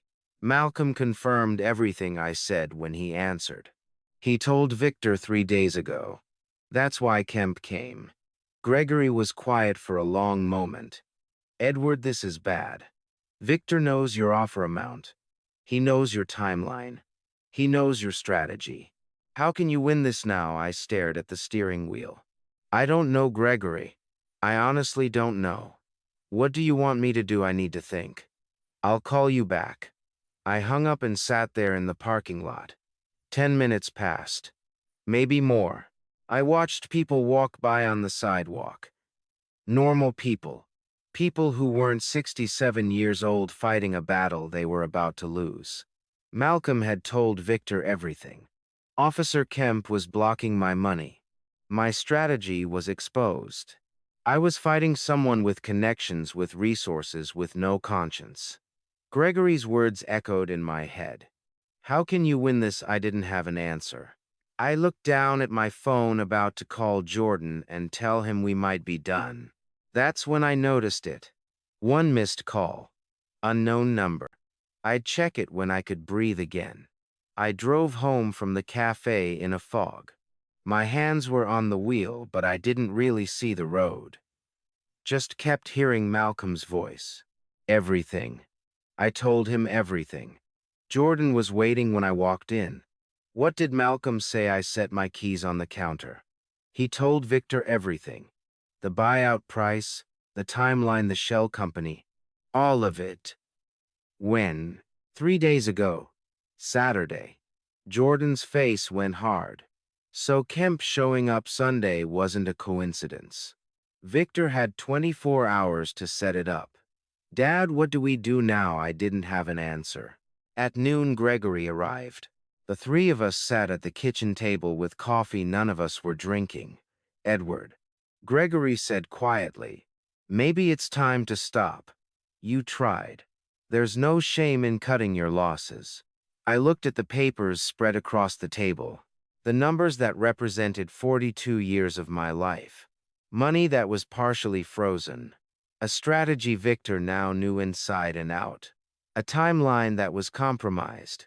What am I doing? I said, more to myself than anyone else. I'm 67 years old. I should be fishing, playing cards with friends, not fighting billionaires who own cops and break people for sport. I thought about Jordan. 9 days of humiliation, being forced to shine shoes, to serve lunch like hired help, To believe his wife was pregnant when she was lying to his face, and now maybe all of it was meaningless. Maybe I'd gambled everything and lost. Maybe Gregory is right, I said. Maybe I can't win this. Jordan's chair scraped back. He stood up. Dad. No. I looked at him. Son, I appreciate that, but you don't get to quit. His voice was steady, strong. You taught me to stand up after Mom died, after I got rejected by 3 colleges, after Caroline, after everything. You always said the same thing: one more round. When I wanted to give up, you made me go one more round. He looked at me across the table. Now I'm saying it to you. One more round, Dad. I stared at my son, saw the man he'd become, the strength I'd helped him build now being offered back to me. Besides, Jordan said, sitting back down, what about that voicemail, the one you got this morning? I blinked. What voicemail? Your phone. You have a notification. I pulled out my phone, looked at the screen. 1 missed call, 1 new voicemail. Timestamp 6:30 a.m. Right when I'd been sitting across from Malcolm. Unknown number, Portland area code. I hit play and put it on speaker. A man's voice came through, younger than me, calm, serious. Mr. Foster, my name is Daniel Cross. I know you're trying to buy Sterling Hospitality. I know Victor Hartley is fighting you. I can help you destroy him. I have evidence, things that will end him completely, but I need your help to make them public. Meet me tonight, Riverside Park by the river, 6:00 p.m. Come alone. I'll be at the North Bench. I'll wait until 6:30. If you don't come, I'll understand. But if you want justice, Mr. Foster, I'm your last chance. The message ended. We sat in silence, Gregory, Jordan, and I staring at the phone. Could be a trap. Gregory said, Victor's setting you up. Or it could be real, I said. Jordan leaned forward. Who is Daniel Cross? I have no idea. Gregory shook his head. Edward, this is exactly the kind of thing Victor would do. Lure you somewhere isolated, get you on record doing something questionable. Or, I interrupted, this is someone who actually has something on Victor. Someone who needs help as much as I do. I looked at the clock on the wall. 20 inches the afternoon. 4 hours until the meeting. I'm going, I said. Edward, I saw Monk, and everything about this has been dangerous. Gregory, one more risk won't kill me. It might, Gregory said quietly. Then it does. I stood up, but I'm not quitting. Not after what Jordan just said. Not after everything. Jordan stood too. I'm coming with you. No. The message said, come alone. Dad. It's no, son. If this is a trap, I'm not bringing you into it. If it's real, I need you here safe. I put my hand on his shoulder. One more round. That's what you said. Let me take this one. At 5:45, I drove to Riverside Park. The sun was setting over the Willamette River, painting the water orange and pink. I parked in the small lot and walked toward the North Bench. A man was sitting there, maybe mid-30s, wearing a dark jacket and jeans. He was looking out at the water. When I got close, he stood and turned to face me. Wait. Stop right here. The 4 words Daniel was about to say would change everything I thought I knew about Victor Hartley. Before I reveal what he said, I need to know you're still following this journey. Comment, I'm here right now. And one important note, the story ahead contains fictionalized elements for educational purposes. If that's not for you, no hard feelings. You can stop right now. But if you want to know how this story ends, keep watching. Trust me, you won't see this coming. Mr. Foster, he said quietly. Thank you for coming. My name is Daniel Cross. He paused, met my eyes. Victor Hartley is my father. We sat on the North Bench as the river flowed past and the twilight faded to dusk. Daniel Cross looked at me with sharp eyes, mid-30s, self-possessed with an underlying determination. I recognized because I'd seen it in my own mirror. I studied his face looking for traces of Victor Hartley. Maybe in the jawline. Maybe in the way he held himself shoulders back like he was braced for a fight. "You said Victor Hartley is your father," I said carefully. "Explain." Daniel didn't look away. 36 years ago, my mother, Angela Cross, worked as a secretary at Sterling Hospitality. Victor was married to his first wife, then not Eleanor. She came later. I nodded slowly. "Go on." "They had an affair. My mother got pregnant." His voice was level factual, like he'd told this story before and learned to drain the emotion out. Victor gave her $50,000 and made her sign a non-disclosure agreement. He told her to disappear, never contact him, never tell anyone the child was his, and she took the money. She did. Moved to the other side of Portland. Raised me alone. He looked out at the river. Victor sent $2,000 a month for 35 years. Hush money. Keep her quiet. Keep me quiet. I watched his face. Saw the old pain there. The childhood wounds that never fully healed. Well, I grew up knowing my father didn't want me. Daniel continued. My mother worked 3 jobs even with that money. When I was little, I asked about him. She'd say he's not ready to be a father. Maybe someday. But that day never came. "How do I know you're telling the truth?" I asked. Daniel reached into a backpack beside him and pulled out a folder, opened it on his lap. DNA test, birth certificate with my mother's name, and unknown listed for father. Bank records showing 36 years of payments from a shell company. Victor controls. The pattern's unmistakable. I looked at the documents briefly. Professional, thorough, the kind of evidence that would hold up. Why now, I asked. Why not go public years ago? I tried. Lawyers said the NDA my mother signed was legally binding. Media won't touch it without Victor's confirmation. Police said it's a civil matter, not criminal. He closed the folder. Oh, Victor's rich, powerful. I'm nobody. I learned a long time ago that you don't fight people like him head on. You wait for the right moment, and this is it. I've been waiting for someone who could actually hurt him, someone he underestimated. Daniel looked at me. You're that person, Mr. Foster. How do you know about me?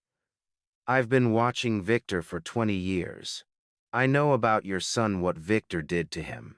The shoe shining. My stomach dropped. You saw that I have sources inside Sterling. People Victor thinks are loyal but aren't. He paused. I know about Officer Kemp, about Malcolm Pierce.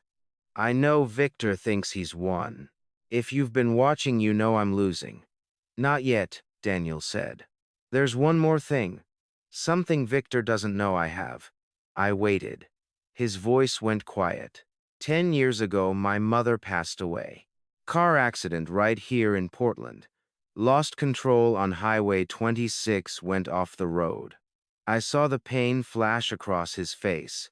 Real grief, still raw after a decade. The police said it was an accident. Mechanical failure. But I never believed it. Why not? Daniel met my eyes. Because 3 days before she died, she called Victor. I heard her. She told him she was tired of hiding, tired of the payments. She wanted to tell me the truth. Wanted me to meet my father. He stopped, swallowed. Victor told her if she went public, she'd regret it. The words hung in the air between us. The river kept flowing. Somewhere people were having normal evenings, normal lives. 3 days later, Daniel said her car went off Highway 26. I looked at him carefully. Watched for signs he was lying, signs this was Victor's trap. But all I saw was a man carrying 10 years of grief and anger. You're saying my mother's death wasn't an accident? Daniel reached into his backpack and pulled out a second folder. Thicker, older. I've spent 10 years investigating. Hired private investigators. Found witnesses. Tracked down people who worked on her car. He opened the folder. I saw pages of reports, photos, documents. Victor arranged it. Daniel said quietly, "And I can prove it." He opened the thick folder on his lap. "I need you to see this." I leaned closer as he pulled out the first document. "This is from Derek Palmer, a licensed private investigator here in Portland. I hired him 10 years ago to investigate my mother's accident. He's been working on it ever since." I read the cover page. Professional letterhead. Detailed summary of investigation scope. Witness interviews. Photographs. Financial trails. Daniel turned to the next section. "These are the mechanic records. My mother's car was serviced at Auto Care on Division Street 1 week before the accident. Standard maintenance brake check oil change. The work order is signed by a Mr. Jackson." I looked at the signature. Neat handwriting. Date stamped after the accident. Daniel continued, "I paid an independent forensic mechanic to examine what was left of the car. Here's his report." The document was technical, but the conclusion was clear. The brake line showed signs of tampering, not natural wear. Cut marks consistent with tools, not road damage. "Now look at this." Daniel pulled out a bank statement. 2 days before my mother's accident, there was a $20,000 transfer from a shell company called Cascade Holdings LLC to an account belonging to M. Jackson at a local credit union. "And you can prove Victor owns Cascade Holdings hot dogs him." "I can. The ownership chain took Derek 2 years to trace, but it leads back to Victor." My stomach was tight. The pieces were fitting together. Daniel handed me another document. "This is a sealed affidavit. Derek tracked down Mr. Jackson in 2014. He'd left Auto Care right after my mother's accident and moved to Seattle. Derek convinced him to give a sworn statement. I read it carefully. Jackson's words were plain. A man matching Victor Hartley's description had paid him $20,000 to ensure a vehicle wouldn't stop properly. Jackson claimed he hadn't known anyone would die, thought it was insurance fraud. He was too terrified to testify publicly, but he'd given Derek the statement under seal. There are photos, too. Daniel spread several images on his lap. Grainy surveillance shots of Victor meeting someone in an industrial parking lot. Derek took these while tailing Victor. 1 week before my mother's accident. The final document was a timeline. I read it slowly. 3 days before the accident, Angela Cross calls Victor. "Hartley. Phone records confirm. 2 days before $20,000 transfer to M. Jackson. 1 day before Angela's car serviced at Auto Care. Day of accident, Angela Cross dies on Highway 26. 1 week after Mr. Jackson quits Auto Care and relocates to Seattle." I sat back. The folder was still open on Daniel's lap, evidence laid out like a prosecutor's case. "This is substantial," I said quietly. "Why haven't you given this to the police?" I tried. "They said it's circumstantial. Proving Victor owns the shell company is complicated. Jackson won't testify publicly. He's terrified Victor will come after him. The statute of limitations is murky." The district attorney said without Jackson's public testimony or a direct link proving Victor gave the order, they won't prosecute. But if this became public, Victor's reputation would be destroyed. Business partners would run. Banks would call his loans immediately. Even if he's never criminally prosecuted, the court of public opinion would end him. I looked at Daniel. "Why me? Why now? Why not release this yourself?" "Because I'm nobody. If I go public, Victor's lawyers bury me. They destroy my credibility. They sue me for defamation for years.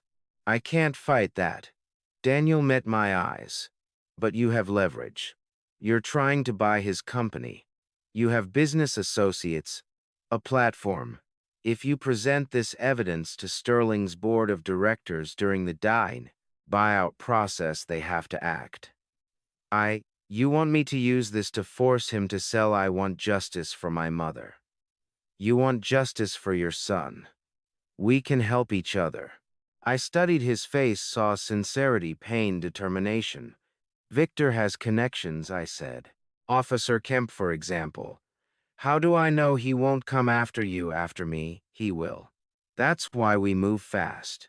We present everything at once.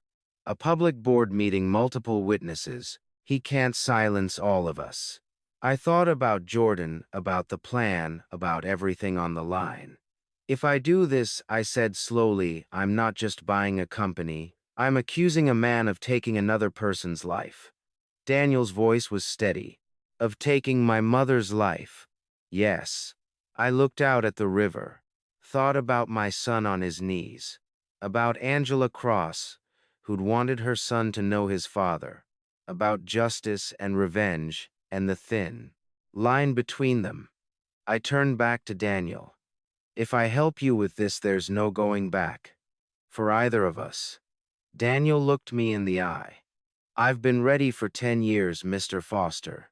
Question is, are you ready? I extended my hand. Call me Edward. We shook. Let's destroy him, I said.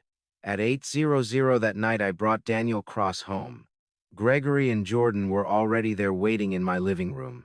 The tension, Clear's throat, was immediate. Gregory stood when we walked in, his investigator's instincts on high alert. This is Daniel Cross, I said. He has information about Victor Hartley. Gregory's eyes narrowed. How do we know this isn't Victor's trap, sending someone to gain our trust, extract our plans? Daniel set his backpack on the coffee table, calm, unhurried, because Victor doesn't know I exist. He erased me 36 years ago. He pulled out the folder, handed Gregory the DNA test, the bank records, Derek Palmer's PI license and reports. Gregory examined each document with professional skepticism. Why? Now? Why? Contact Edward. I've been watching Victor for 20 years. When I saw Mr. Foster's battle starting, I recognized my opportunity. Someone he'd underestimated. Someone with leverage. Jordan stepped closer. You said Victor's your father. Did he? Did he do to you what he did to me? Daniel looked at Jordan, really looked at him. Worse, he destroyed your confidence. He erased my existence, like I never existed at all. Something passed between them. Recognition. Two men who'd been broken by the same person. I'm sorry about your mother, Jordan said quietly. I'm sorry about what he did to you. Nobody deserves that treatment. Gregory was still examining documents. If this is real, and I'm not saying I believe it yet, it's bigger than a business buyout. You're accusing a man of serious crimes. I know, I said, but we can't let him keep destroying people. Gregory looked at me for a long moment, then at Daniel, then back at the evidence. All right, he said finally. Let's talk. We moved to the kitchen table. The four of us, Edward, Jordan, Gregory, Daniel, surrounded by documents and coffee cups and laptops. It was past 9:00 when we started planning. By midnight, we had a strategy, 5 prongs, Gregory said, writing on a legal pad. We hit him from every direction at once. Prong 1, he continued. I, Officer Kemp to Oregon State, Police Internal Affairs. Bypass Portland entirely. Victor probably has connections there. Go straight to state level. What evidence? Jordan asked. Gambling debts. Suspicious timing on the account freeze. Pattern of behavior. It won't get Kemp arrested immediately, but it starts an official investigation. Talk it to him. Prong 2, Jordan said, pulling my laptop toward him. I compile everything on Kemp. Public records timeline financial irregularities. Give the state investigators a complete dossier. Gregory nodded. Good. Prong 3. Daniel and I looked at each other. We prepare a new buyout offer for Sterling's board, I said. Same terms. 11.2 million for 65%, but this time we attach something extra.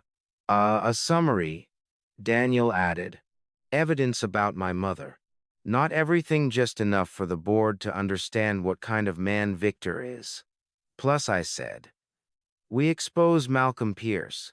Show the board he was feeding Victor information. Discredit anything Victor claims to know about our plans. Prong 4, Gregory said. Daniel attends the board meeting, reveals his identity, presents evidence directly. Daniel nodded. They need to hear it from me. See my face. It can't just be documents. And Prong 5, I said. We move fast. Tomorrow. We don't give Victor time to counter. Gregory looked up. Tomorrow, that's so aggressive. I know. But every day we wait is another day for Victor to figure out what we're doing. We're still on day 9. Jordan said, checking his phone. It's almost midnight. If we move tomorrow, day 10, can we get a board meeting that fast? Brian Mitchell can, I said. He's got connections. If I call him tonight, tell him it's urgent, he can arrange an emergency session for tomorrow afternoon. Gregory drummed his fingers on the table. All right. Task assignments, Jordan, you work overnight on the Kemp dossier. I'll contact state police first thing tomorrow morning, file the formal complaint. Edward, you call your business associates Mitchell, Brooks, Bennett. Brief them. Make sure they're ready to walk into that boardroom. And me, Daniel asked. You, Gregory said, review your evidence. Get ready to look Victor Hartley in the eye and tell him what he did. We worked through the night. Coffee kept us going. Documents spread across every surface. Jordan at the laptop compiling records. Gregory on his phone making notes for his state police report. Daniel and I reviewing the buyout proposal, deciding what to include for the board. Around 20 inches the morning I made sandwiches. We took a break standing in my kitchen, eating turkey and cheese, like it was a normal night. Jordan and Daniel stood together by the sink. I heard them talking. Different methods, Daniel was saying, but identical cruelty. He destroyed your confidence. He erased my existence. But we're still here, Jordan said. We survived him. We did. And tomorrow we make sure no one else has to. Gregory pulled me aside, kept his voice low. Edward, if this works, you're a genius. If it fails, I lose everything and I make myself a powerful enemy. He's already your enemy, but yes. I looked across the kitchen. My son, my best friend, a stranger who'd become an ally. Then we can't afford to fail. By 30 inches the morning we had a battle plan. Every piece in position, every move calculated. The 4 of us stood up from that table, exhausted but ready. Daniel looked at me. Tomorrow. He corrected himself. Today we end this. I nodded. Together. Day 10 was about to begin. The final battle had come. We slept for 2 hours, maybe 3. At 60 inches the morning I was back in the kitchen making coffee and frying eggs for 4 people who looked like they'd been through a war. Final review, Gregory said, pouring his 3rd cup. Everyone clear on their role? We went through it one more time. Then, at 7:00, we split up. Gregory drove to Salem, Oregon State Capitol, an hour south. He called me at 9:30 from the Oregon State Police Internal Affairs Office. Filed the complaint, he said. Showed them everything. Kemp's gambling debts from public records, the suspicious timing on your account freeze.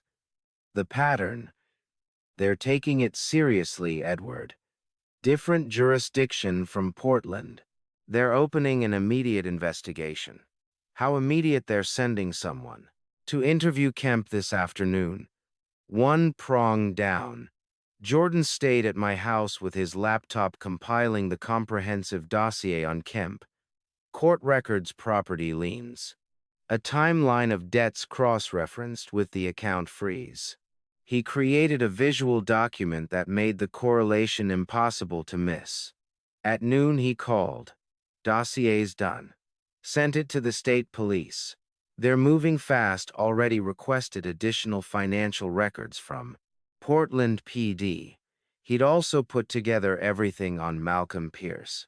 The timeline of his betrayal. Proof he'd been feeding Victor information. Anything Victor claimed to know about our strategy could now be discredited. 2 prongs down. I spent the morning coordinating.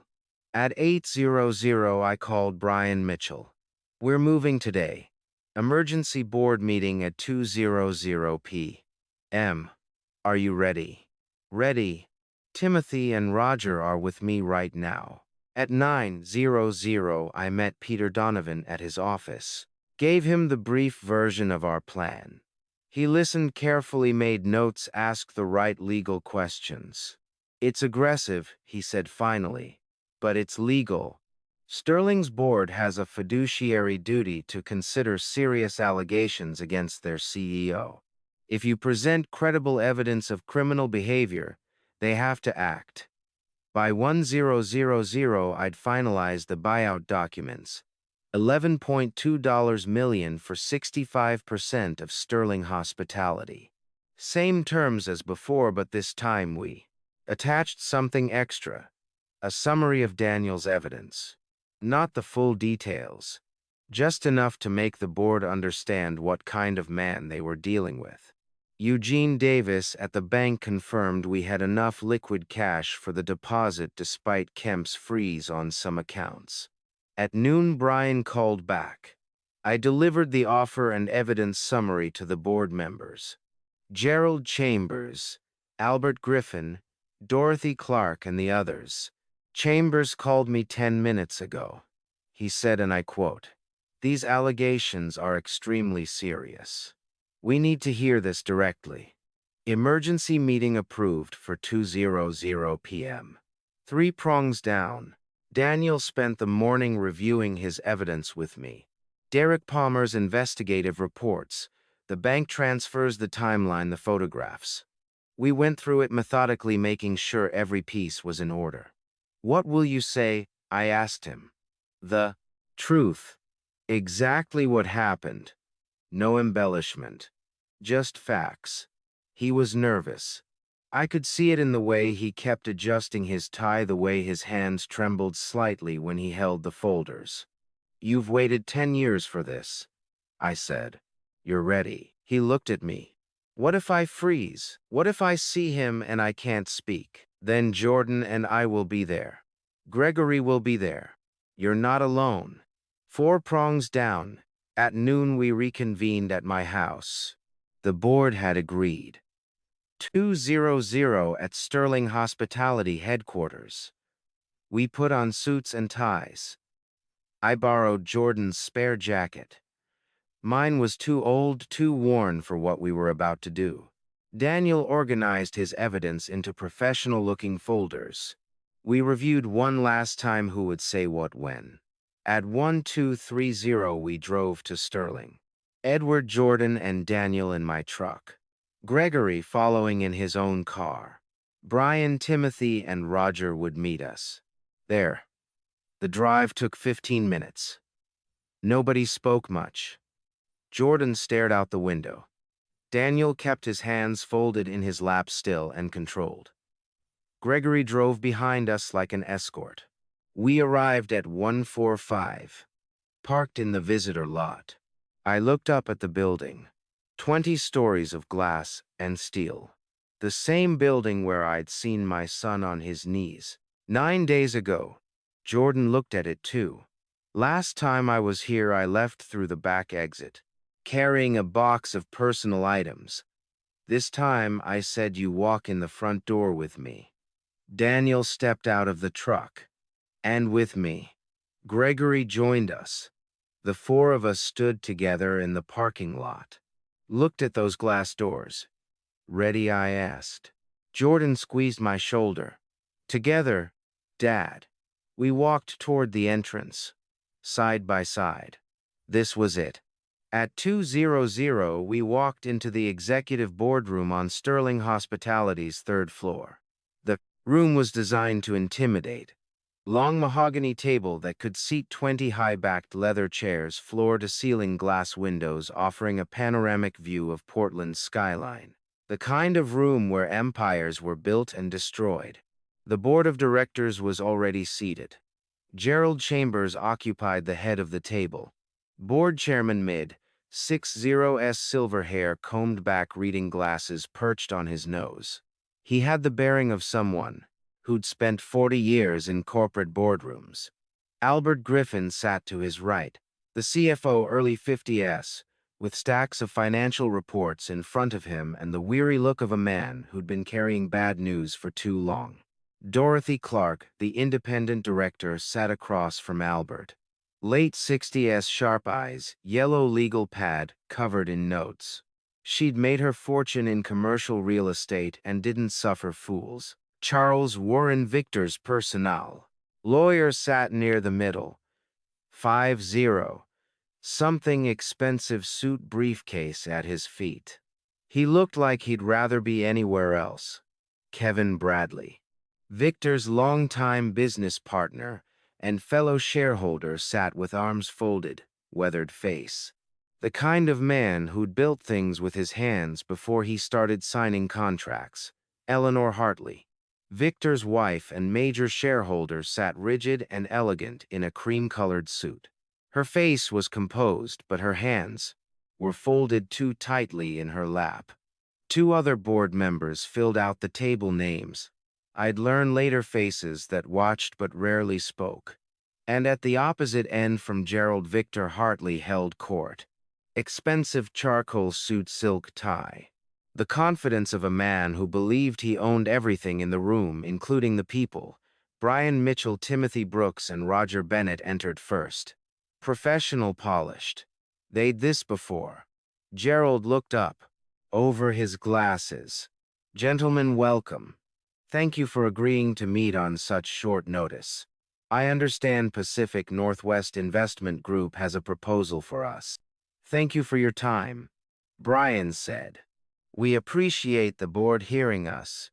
Victor glanced at them with the mild interest of someone humoring children. He didn't see the threat yet. Then Jordan and I walked through the door. Victor's face went through 3 distinct changes. Surprise, eyebrows raising, mouth opening slightly. Then anger, jaw tightening, eyes narrowing. Then forced control, a smile that didn't reach his eyes. What is he doing here? He pointed at me like I was something unpleasant he'd stepped in. Gerald adjusted his glasses. Mr. Foster represents Pacific Northwest Investment Group. They've submitted a formal buyout offer that this board is legally obligated to consider. Victor laughed. Not a chuckle. A full laugh. This is absurd. Gerald, that's just a contractor, a builder, and his. He looked at Jordan. His son, the one who couldn't cut it here. I met Victor's eyes, held his gaze, said absolutely nothing. Then I pulled out the chair beside Brian Mitchell and sat down, calm, unhurried. Jordan sat next to me, back straight, shoulders back. Not the man who'd left this building through the back exit with a box of personal items 9 days ago. Gentlemen, Gerald said firmly, let's maintain professional decorum. Mr. Mitchell, please present your proposal. Brian stood and opened a leather portfolio. Pacific Northwest Investment Group is offering $11.2 million for a 65% controlling stake in Sterling Hospitality. The terms are outlined in the documents before you. The board members examined their copies. Dorothy Clark made notes with a gold pen. Albert Griffin studied the numbers with the intensity of someone checking math on a life raft. Victor leaned back in his chair. We don't need outside investment. Sterling Hospitality is perfectly stable financially. This is a waste of the board's time. Albert Griffin set down the proposal, looked at Victor, then at the rest of the board. No, Victor, he said quietly. I think we need to have an honest conversation about our financial situation. Albert, the board deserves the truth. Albert's voice was steady, but his hands shook slightly. Sterling Hospitality currently owes $18.5 million to various creditors. We have 4 major projects that have failed in the last 18 months. Payroll has been delayed twice this quarter. Our banking consortium is demanding full payment within 60 days or they begin foreclosure proceedings. Victor's face turned red. Those are temporary cash flow issues. We have major contracts pending that will resolve everything. Dorothy Clark set down her pen with a sharp click. What contracts, Victor? That I serve on this board. I review quarterly reports. I haven't seen a single new contract proposal in 6 months. We're in active negotiations with whom? Victor's jaw tightened. Several parties. Confidential at this stage. Gerald held up his hand. The point, Victor, is that this board has a fiduciary responsibility to our shareholders. When a serious offer is presented, we must give it due consideration. Victor changed tactics. He leaned forward, pointing at me. You want to talk about due diligence? Fine. Let's discuss who we're actually dealing with here. He looked around the table. I had Edward Foster investigated. He's a small-time contractor, builds houses. This $11 million, that's probably every cent he scraped together in 40 years. And here's the best part, he can't even access most of it. His accounts are currently frozen under investigation for suspicious clear-throat financial activity. I let him finish. Let the words hang in the air. Then I spoke for the first time, my voice level and calm. The freeze was partially lifted this morning. Oregon State Police are now conducting an investigation into why it was issued in the first place. They have some interesting questions about the officer who filed the order. It was a stretch of the truth, but Victor didn't know that. His confidence flickered, just for a second. But I saw it. Brian Mitchell stood again. There's one more matter the board should be made aware of. It concerns company history and personal conduct that may impact Sterling's reputation and legal standing. Gerald frowned. What matter are you referring to? Timothy Brooks gestured to the supplementary documents clipped to the back of the proposal. It's detailed in these materials. I watched the board members flip to the attachments. Watch them read the summary Daniel had prepared. Angela Cross. The affair 36 years ago. The hush money payments, the timing of her death. The investigation Derek Palmer had conducted. Eleanor Hartley's face went completely pale. She kept reading, but her hands began to tremble. She set the document down, picked it up again, read more.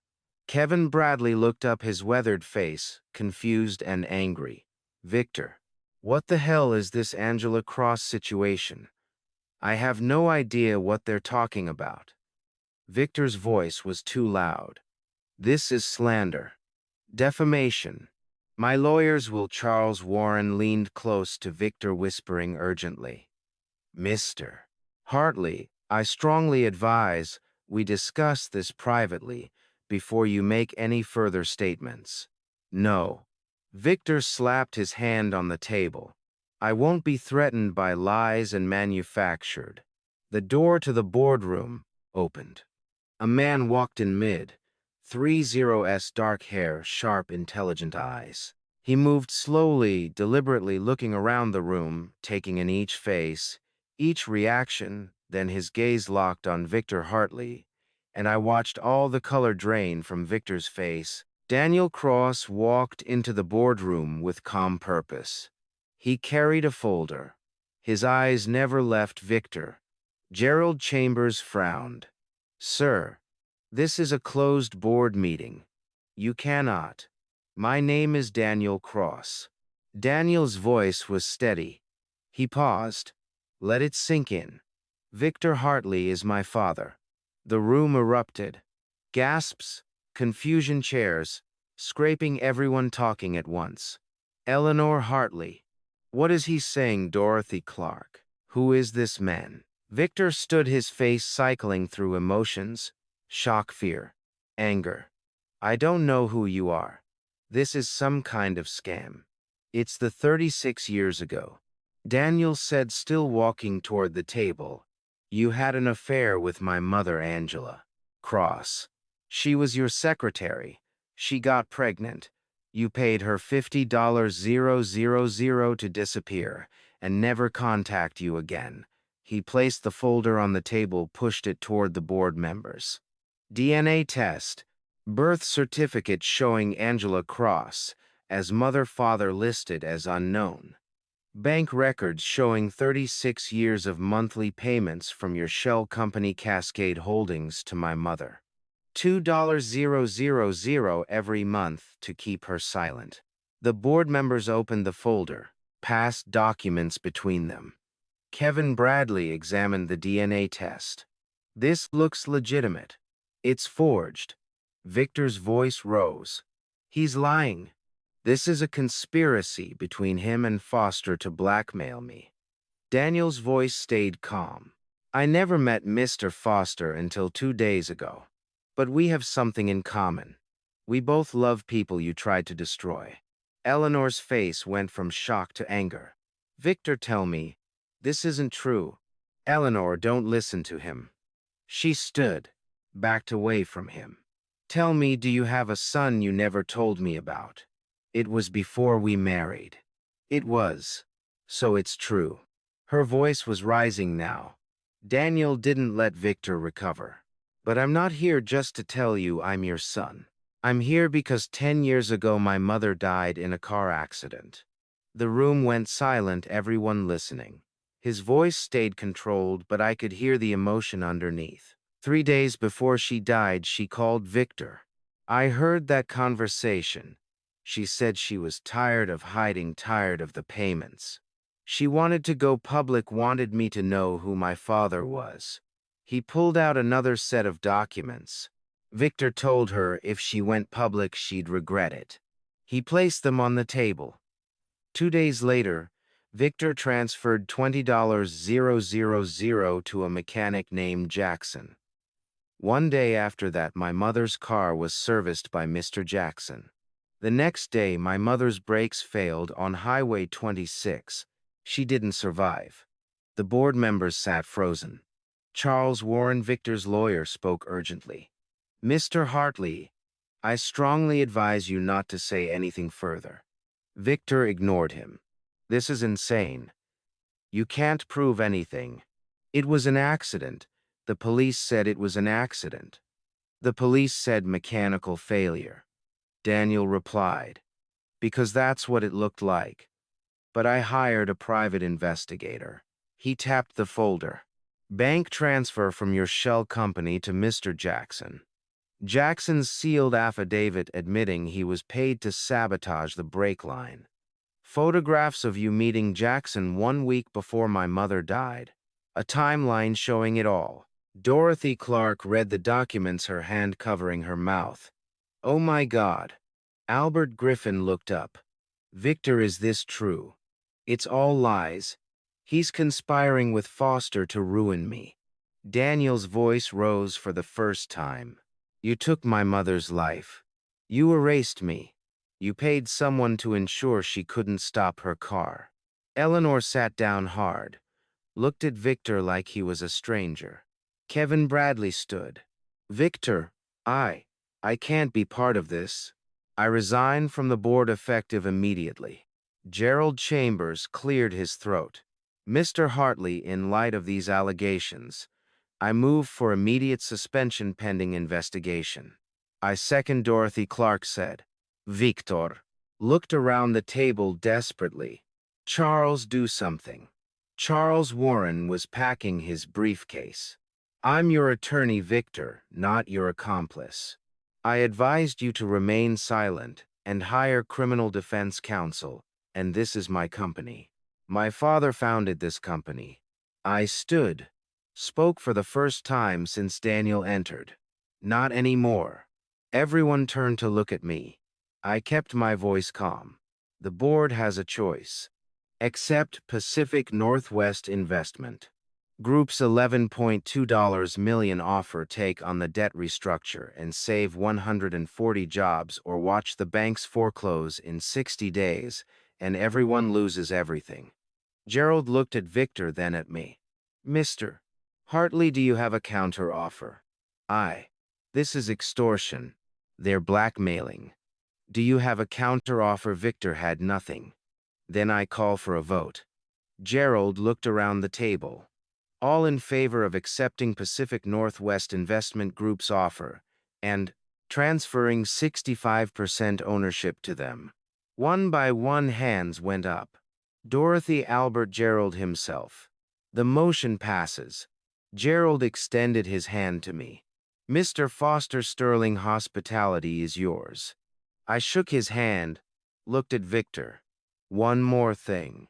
My son Jordan Foster will serve as Chief Operating Officer effective immediately. Victor opened his mouth, but no words came out. Victor Hartley stood at that boardroom table surrounded by people who'd once feared him. Now they looked at him with disgust, fear, and betrayal. Eleanor had moved to the far end of the room. Daniel Cross stood facing him, the son he'd erased, now the man who'd exposed him. Jordan squeezed my hand under the table. We'd won. 6 months had passed since that boardroom confrontation. 6 months since Victor Hartley's empire crumbled. 6 months since justice, real justice, had been served. It was Sunday morning again, 8:00, and I was back in my kitchen, standing at the same stove where this story began, cooking the same breakfast I'd made countless times before: eggs, bacon, toast. But everything was different now. Coffee's ready, Dad, Jordan said, setting 2 mugs on the table. He moved with an ease I hadn't seen in years, maybe ever. The weight he'd carried for so long was gone. Thanks, son. I plated the eggs and brought them to the table. Emma should be here any minute. Yeah. A small smile crossed his face. I think she's nervous about meeting you officially. She's been here 3 times already. For dinner. This is Sunday breakfast. That's different. He was right. Sunday breakfast had always been our tradition.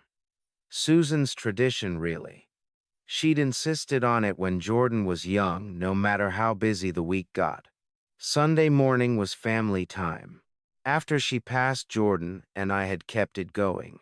Even during those dark 9 days, when he was trapped at Sterling, I'd still made breakfast every Sunday alone in this kitchen, hoping he'd come home. The doorbell rang. Jordan stood quickly, smoothing his shirt. I'll get it. I listened to him greet Emma at the door, heard her laugh at something he said. When they came into the kitchen, I saw what Jordan saw in her. Emma Richardson was 30, a nurse at Providence, Portland. She had kind eyes and a genuine smile, no artifice, no calculation. The exact opposite of Caroline in every way that mattered. Mr. Foster," she said warmly. "Thank you for having me. It's Edward, please. And you're welcome here anytime." I meant it. After everything Jordan had been through, seeing him with someone who treated him with simple respect and kindness felt like witnessing a miracle. We sat down to eat, and the conversation flowed naturally.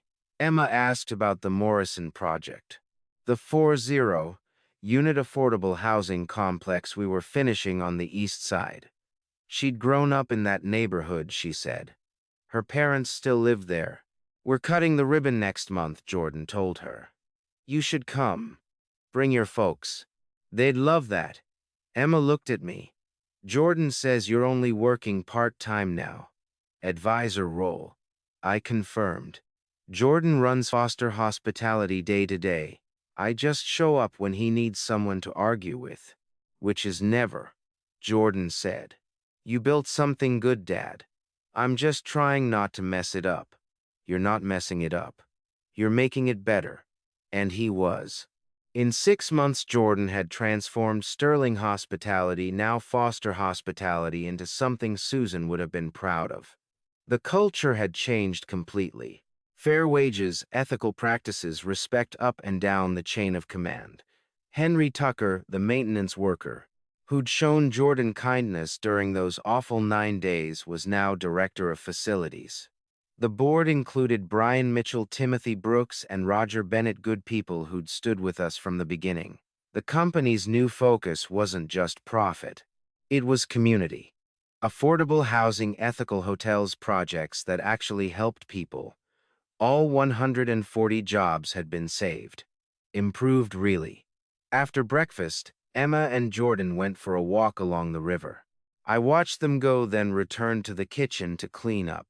As I washed the dishes, my eyes drifted to the photo of Susan, on the counter, the same one I'd looked at during those dark days, when I didn't know if I could save Jordan. "We did it, sweetheart," I whispered. "We got him back." I thought about Victor Hartley. He'd lost everything. The company first, then Eleanor divorced him, taking most of what remained. The criminal investigation into Angela Cross's death was ongoing. Daniel's evidence had given prosecutors enough to move forward. Victor's reputation in Portland's business community was destroyed. He'd tried to fight back, at first hiring expensive lawyers and spinning stories to the press, but the evidence was overwhelming. Eventually, even his lawyers had advised him to stay quiet. Caroline had divorced Jordan 3 months ago. She tried to get a large settlement, but the prenup held. She received a modest payout and moved to Seattle, where she was reportedly trying to remarry. Word was it wasn't going well. The Hartley name carried a stench now. Officer Raymond Kemp had been fired from the Portland Police Bureau. The internal affairs investigation Gregory had triggered had uncovered not just his connection to Victor, but a pattern of corruption stretching back years. He was currently awaiting trial on multiple charges. Malcolm Pierce had left Portland entirely, relocating to Arizona. I'd heard through Gregory that he was working as a freelance consultant under a different name. I felt no satisfaction in his downfall, just a quiet disappointment that he'd chosen fear over integrity. Daniel Cross came by occasionally to consult on projects. He'd found peace, I thought, knowing his mother's death hadn't been in vain, that Victor had finally faced consequences. It seemed to have lifted something from him. He'd legally changed his last name from Hartley to Cross, his mother's name. "I want to honor her," he told me. Not him. The kitchen was clean now. I poured myself another cup of coffee and sat at the table looking around the room. This kitchen, this house, I'd nearly lost it all. The house, the savings, everything I'd built over 42 years of careful work, $11.2 million. Every penny I'd saved, every property I'd accumulated, my entire retirement, all of it had gone into buying Sterling Hospitality and saving my son. 9 days. That's how long Jordan had suffered before I could act. 9 days of humiliation, manipulation, and psychological torture while I worked behind the scenes to put the pieces in place. Was it worth it? I looked at the photo of Susan again, thought about Jordan walking along the river with a good woman who made him smile, thought about Foster Hospitality and the 40 families who'd soon have affordable housing, thought about Henry Tucker and his promotion, thought about 140 workers who had their jobs and their dignity. Yes, absolutely yes. This was never about revenge. It was never about destroying Victor Hartley for the sake of destruction. It was about justice.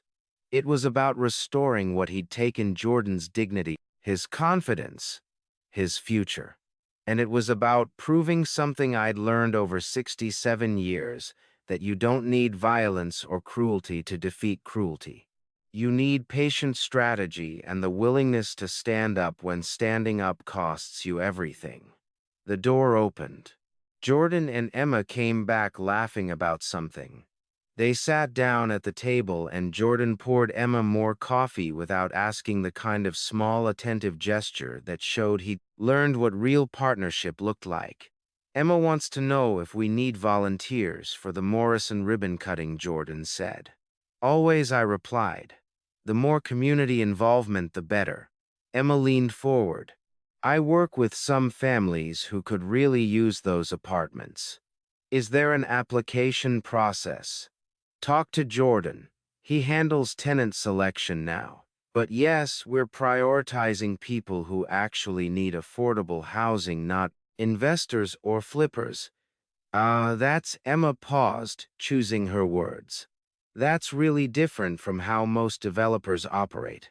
We're not most developers, Jordan said quietly. Not anymore. After they left, Jordan was driving Emma to her shift at the hospital. I found myself alone in the kitchen again. The Sunday morning sun slanted through the windows, warming the room. Everything was quiet, peaceful. My phone buzzed with a text from Gregory Kemp's trial starts next month. They want you to testify. I replied that I would be there.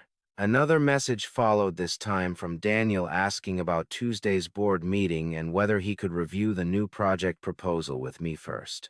I told him to come by Monday afternoon. Setting the phone down, I walked to the window. From there, I could see the street where Jordan used to park for Sunday breakfast. Back when he was still with Caroline, arriving tense and exhausted. That version of my son is gone. The man who left this morning with Emma, confident, happy, purposeful, is who he has always been beneath Victor's manipulation and Caroline's cruelty. I spent 42 years building financial security, working long days, saving carefully, investing, wisely planning for a comfortable retirement. Then I gave it up in 9 days to save my son. Some might, clears throat, think I am foolish, starting over at 67 with almost nothing in the bank. They would be wrong about the nothing. I have everything that matters. I have my son back, the real Jordan, not the broken man Victor tried to shape. I have a business guided by principles Susan would respect. I have the knowledge that 140 families can pay their bills because we saved their jobs. I have Sunday breakfasts in this kitchen, and perhaps soon a daughter-in-law who treats him with the respect he deserves. I have justice, not revenge, but justice. Victor Hartley now faces criminal charges for what he did to Angela Cross. The legal system will deal with him. That is what justice means: accountability through proper channels, not personal vendetta. I do not need to act further. I picked up Susan's photograph. We shared 40 years of marriage. It has been 23 years since cancer took her. Yet when I face hard choices, I still hear her voice. Protect our boy, no matter the cost. I told her softly that I had protected him and would do it again. The kitchen was warm and quiet. Outside, Portland was waking, cars passing, neighbors walking, dogs, life moving on. Inside, I felt a peace I had not known in months. It was the peace that comes from walking through fire and emerging with integrity intact, from spending everything and discovering you are richer than before. My phone buzzed again. Jordan thanked me for breakfast and said Emma liked me. He would see me at the office tomorrow. I told him she was good for him and not to let her go. He replied immediately, "Not a chance." I looked around the kitchen. It had witnessed Susan's laughter, Jordan's childhood, long Sunday mornings, the dark days after her death, and the terrible call from Sterling's loading dock when my son was broken and humiliated. Now it held a new beginning. The room looked unchanged, yet everything was different.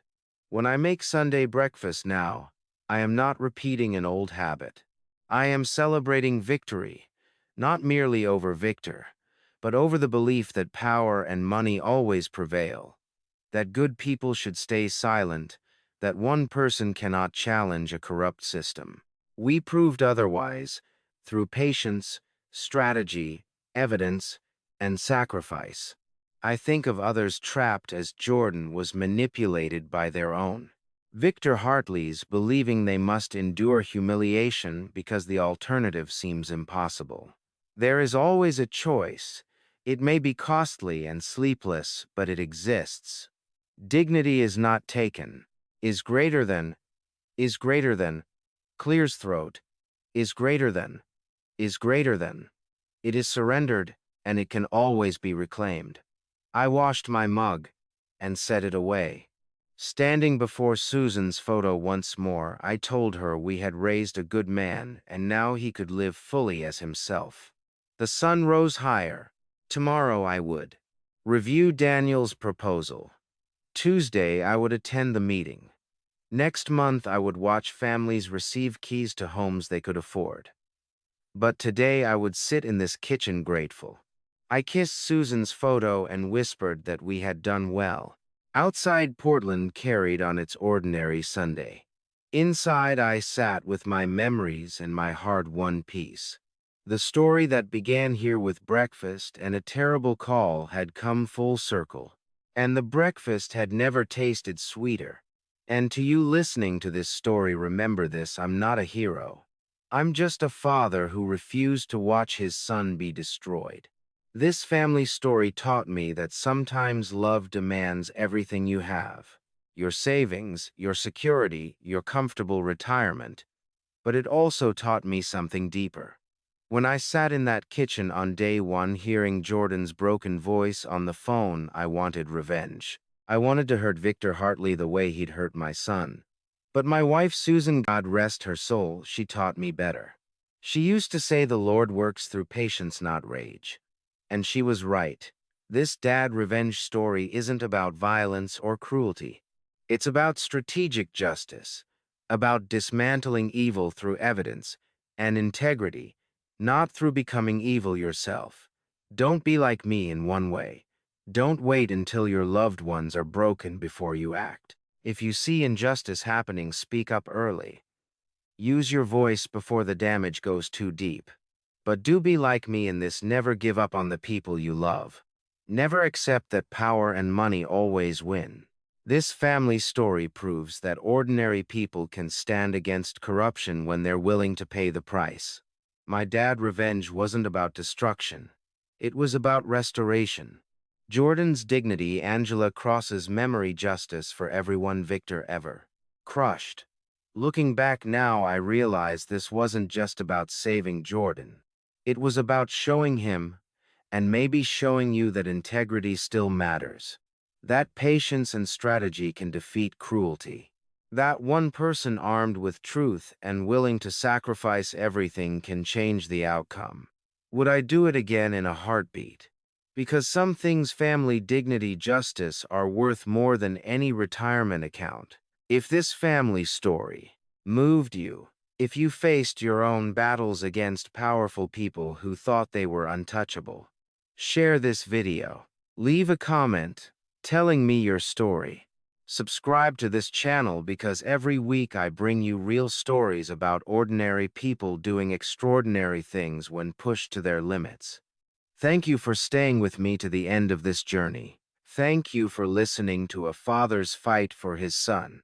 And one final note: the stories on this channel contain some fictionalized elements created for educational purposes. If this type of content isn't for you, please feel free to explore other videos that better suit your preferences. But if you believe in justice, dignity, and the power of standing up for what's right, then you're in the right place. Until next time, remember, dignity isn't given, it's claimed.